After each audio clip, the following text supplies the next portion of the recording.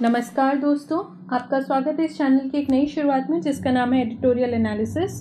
इस प्रोग्राम में हम अंग्रेजी के अखबारों जैसे द हिंदू, इंडियन एक्सप्रेस में छपे उन एडिटोरियल्स का विश्लेषण करेंगे जो विद्यार्थियों की समझ को गहरा बनाने में कारगर सिद्ध हो सकते हैं। इस प्रोग्राम में हम मुख्यतः 3 चीजों पर ध्यान देंगे। पहला, एडिटोरियल का यूपीएससी सिलेबस से लिंक स्थापित करना। दूसरा, एडिटोरियल के मुख्य बिंदुओं को समझना। और तीसरा, उन इम्पॉर्टेंट कॉन्सेप्ट्स पर प्रकाश डालना जिनका जिक्र एडिटोरियल में आया है या जो एडिटोरियल को समझने के लिए जरूरी है। आशा है आप सभी को दृष्टि आईएएस की ये पहल पसंद आएगी। तो आइए शुरू करते हैं आज का एडिटोरियल एनालिसिस। आज का एडिटोरियल इंडियन एक्सप्रेस अखबार से लिया गया है जो द ताइवान क्वेश्चन नाम से आया था, और ये बेसिकली बात करता है भारत की क्या रणनीति होनी चाहिए ताइवान के ऊपर, और WHO की जो मीटिंग होने वाली है उसमें भारत को किस तरफ झुकना चाहिए। यूपीएससी सिलेबस के अंदर ये आप GS2 के साथ लिंक कर सकते हैं। India and its neighbourhood relation से effect of policies and politics of developed and developing countries, क्योंकि यहाँ पे बात चाइना और ताइवान की हो रही है। और important international institutions and agencies, क्योंकि हम WHO को भी डील कर रहे हैं। की पॉइंट्स में एडिटोरियल कहता है कि इस सप्ताह विश्व स्वास्थ्य सभा की एक वर्चुअल मीटिंग स्टार्ट होने वाली है।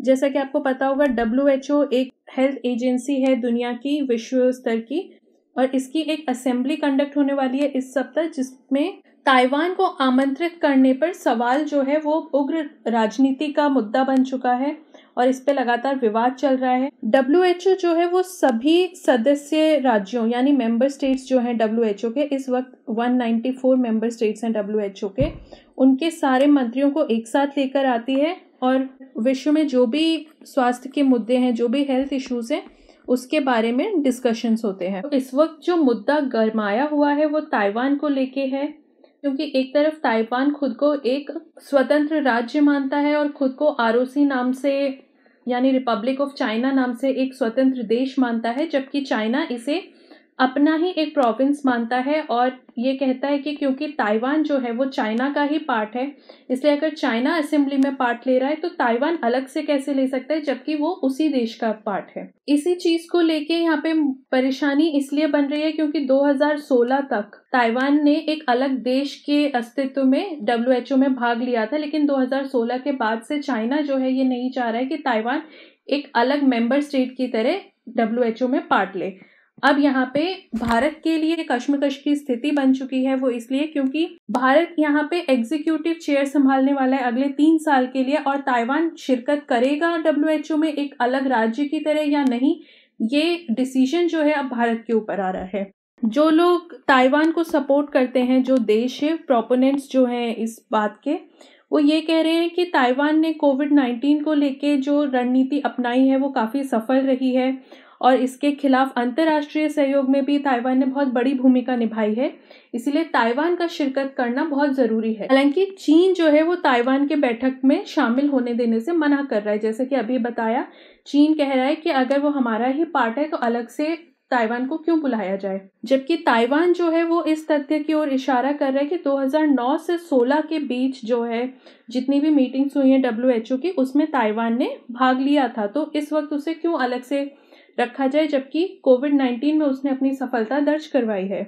चीन ने ऐसा रुख 2016 के बाद से इसलिए अपनाया है क्योंकि 2016 में ताइवान में जो चुनाव हुए थे वहां पे प्रो इंडिपेंडेंस पार्टी चुनी गई थी। प्रो इंडिपेंडेंस पार्टी यानी वो पार्टी जो ताइवान के इंडिपेंडेंस का समर्थन करती है, जो ये कहती है कि ताइवान एक अलग स्टेट है, एक अलग नेशन है चाइना से अलग, उसकी अपने आप में एक भूमिका है, एक अस्तित्व है जिसको पहचाना जाना चाहिए। तो जो पार्टी इस दावे को समर्थन देती है वो चुनी गई थी ताइवान में, और तभी से चाइना का जो रवैया है वो ताइवान के प्रति उग्र हो गया है। ताइवान का जबकि दूसरी तरफ तर्क ये भी है कि WHO को वैश्विक स्वास्थ्य पे ध्यान देना चाहिए, उसे ये देखना चाहिए कि ताइवान जो रणनीति अपने यहाँ पे अपना रहा है वही अगर बाकी सबके साथ साझा करेगा तो बाकी देशों को भी इसका लाभ मिलेगा, ना कि उसे राजनीति के अंतर्गत फंसना चाहिए और ताइवान को बाहर रखना चाहिए, क्योंकि ताइवान अपने आप में एक महत्वपूर्ण क्षेत्रीय राजनीतिक इकाई है।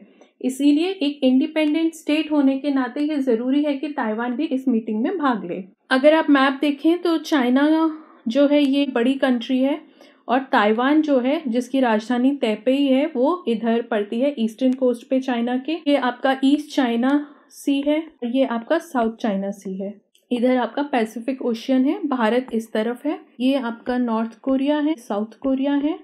इधर ये वाला पार्ट जो है ये जापान है।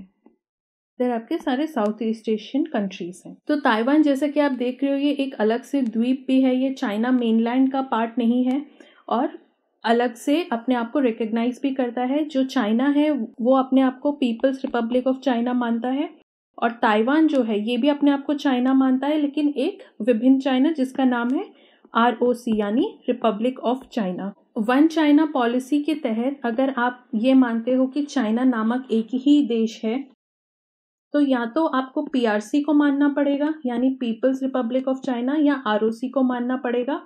और दोनों ही कंडीशंस में आपको किसी एक से रिश्ते तोड़ने पड़ेंगे। PRC यानी मेनलैंड चाइना यानी ये जो बड़ा चाइना है, ROC यानी आपका ताइवान। ताइवान को अपने आप में एक देश मानते हो तो आपको PRC से संबंध तोड़ने पड़ेंगे और ROC को एक स्वतंत्र देश मानना पड़ेगा। जबकि अगर आप PRC को मानते हो तो आपको ROC से अपने संबंध छोड़ने पड़ेंगे। ये वन चाइना पॉलिसी में अगर आप विश्वास रखते हो तो भारत वन चाइना पॉलिसी का समर्थन करते हुए हमेशा अपने संबंध जो है वो PRC से बना के रखा और उसने समर्थन दिया कि वन चाइना पॉलिसी के तहत ताइवान का कोई अस्तित्व नहीं है, ताइवान अलग से कोई देश नहीं है और वो चाइना का ही पार्ट है।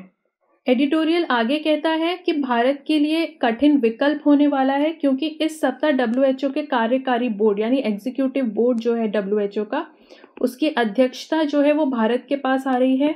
एग्जीक्यूटिव बोर्ड का जो कार्य है वो एक्चुअली WHO को सलाह देना और उसे सुविधाजनक बनाना है। जो ये असेंबली होने वाली है वर्ल्ड हेल्थ ऑर्गेनाइजेशन की, उसके लिए सलाह मशवरा देना और वो स्मूथली कंडक्ट हो जाए वो असेंबली, ये इसके ऊपर कार्यभार आएगा। हालांकि ताइवान की भागीदारी, ताइवान को इस असेंबली का हिस्सा होना चाहिए कि नहीं होना चाहिए, इस प्रश्न की चर्चा जरूर उठेगी इस WHO में, वर्ल्ड हेल्थ असेंबली जो होने वाली है। कई देश जो हैं दुनिया भर के जो भारत के सहयोगी भी हैं, जैसे कि अमेरिका, जापान, ऑस्ट्रेलिया, न्यूजीलैंड, चाहते हैं कि ताइवान जो है वो उपस्थित रहे WHO में। उसका जो भी एक्सपीरियंस रहा है कोविड-19 को लेके वो बाकी सबके साथ साझा करे, जिससे बाकी देश भी इससे फायदा उठा सके। ताइवान को ये एज एन आइडेंटिटी पुश भी मिलेगा, इसीलिए ये सारे देश जो हैं वो ताइवान का समर्थन कर रहे हैं। क्योंकि आप समझ सकते हो ये सारे वही देश हैं जो चाइना के अपोजिशन में हैं। ये सारे देश चाइना के विरुद्ध खड़े हैं। कोविड-19 के संकट से पहले ही अमेरिका से तो ट्रेड वॉर चल ही रहा है, जापान से येलो सी को लेके विवाद में रहता है। अमेरिका, जापान, ऑस्ट्रेलिया और इंडिया, इनका एक अलग ग्रुपिंग है क्वाड नाम से।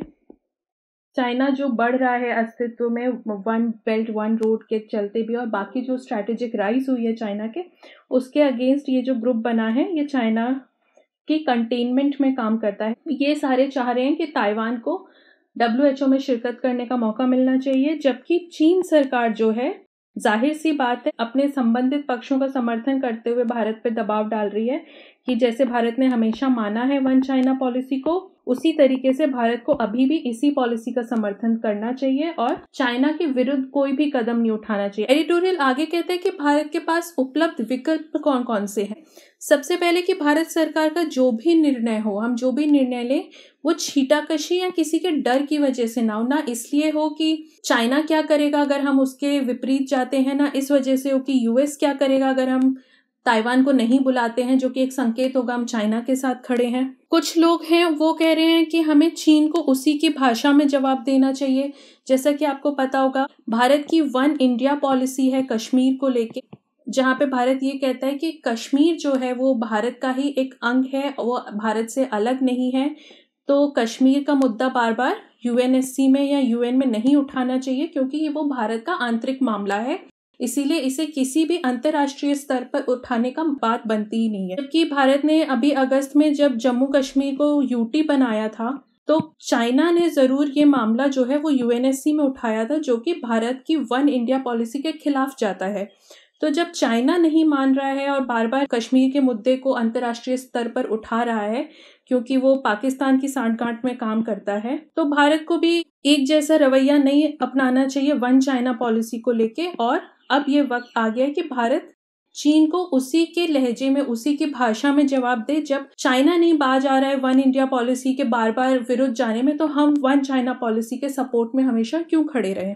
हालांकि वहीं दूसरा खेमा है लोगों का जो ये कहता है कि ये वक्त सही नहीं है जब हम चीन को परेशान करके कोई भी दिक्कत मोल लें चीन के विरुद्ध। जैसा कि आपको पता होगा कि कुछ दिक्कतें चल रही हैं भारत चीन बॉर्डर पे भी।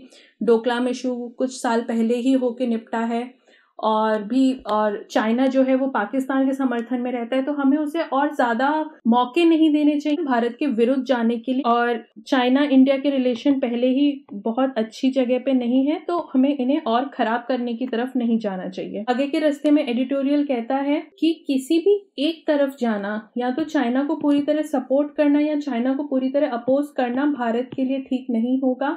हमें कोई मध्यम मार्ग ढूंढना पड़ेगा। अब तक भारत सरकार ने ताइवान को कभी भी एक अलग राष्ट्र के रूप में मान्यता नहीं दी है, तो यहाँ पे आके हम WHO की मीटिंग के टाइम कैसे ताइवान को एक अलग राज्य मान लें।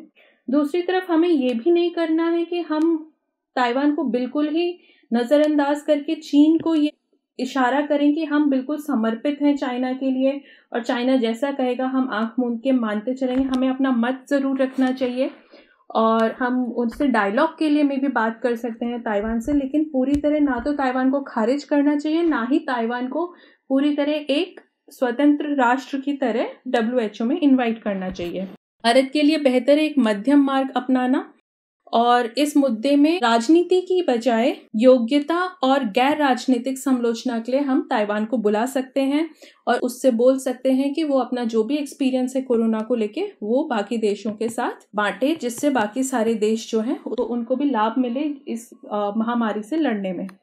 की कॉन्सेप्ट्स में हम दो चीज़ें देखेंगे, एक तो WHO क्योंकि इसी की मीटिंग हो रही है, और दूसरा वन चाइना पॉलिसी, जिससे हमें आगे के लिए भी क्लियर हो जाए कि ये क्या इशू है और इसके बारे में, और अगर आपके से सवाल पूछे जाते हैं इंडिया चाइना रिलेशन के तहत तो आप उन्हें अच्छे से डील करने में सक्षम रहें। की कॉन्सेप्ट्स में सबसे पहले WHO यूनाइटेड नेशंस की ही एजेंसी है, और ये हेल्थ के लिए बनाई गई थी। हेल्थ को लेके, स्वास्थ्य को लेके जो भी मुद्दे हों उनसे डील करने के लिए 1948 में बनाई गई। इसके जो हेडक्वार्टर है वो जिनीवा स्विट्जरलैंड में है। 194 मेंबर स्टेट्स हैं इस वक्त, जो लेटेस्ट फिगर है वो 194 है, आप ये याद रखिएगा प्रीलिम्स के लिए। इंटर गवर्नमेंटल ऑर्गेनाइजेशन है, यानी सारी दुनिया, विश्व भर की जितनी भी सरकारें हैं उनका आपस में जो सामंजस्य है उसके द्वारा ये ऑर्गेनाइजेशन काम करती है। और सारे मेंबर स्टेट्स जो हैं, ये जो 194 मेंबर स्टेट्स हैं, इनकी जो हेल्थ मिनिस्ट्रीज हैं उनके साथ साझेदारी में ये काम करती है। इसका काम क्या क्या होते हैं, फंक्शंस क्या हैं WHO के। एक तो ग्लोबल हेल्थ मैटर्स, जैसे कि कोरोना हो गया या इबोला आया था या पोलियो हो गया, HIV हो गया, कोई भी ऐसे हेल्थ मैटर जो विश्व भर के लिए ज़रूरी मुद्दे हैं उनके लिए लीडरशिप प्रोवाइड करती है और नॉर्म्स और स्टैंडर्ड सेट करती है कि किन नॉर्म्स के अंतर्गत रिसर्च होगी या क्या नॉर्म्स रहेंगे किसी भी बीमारी के लिए।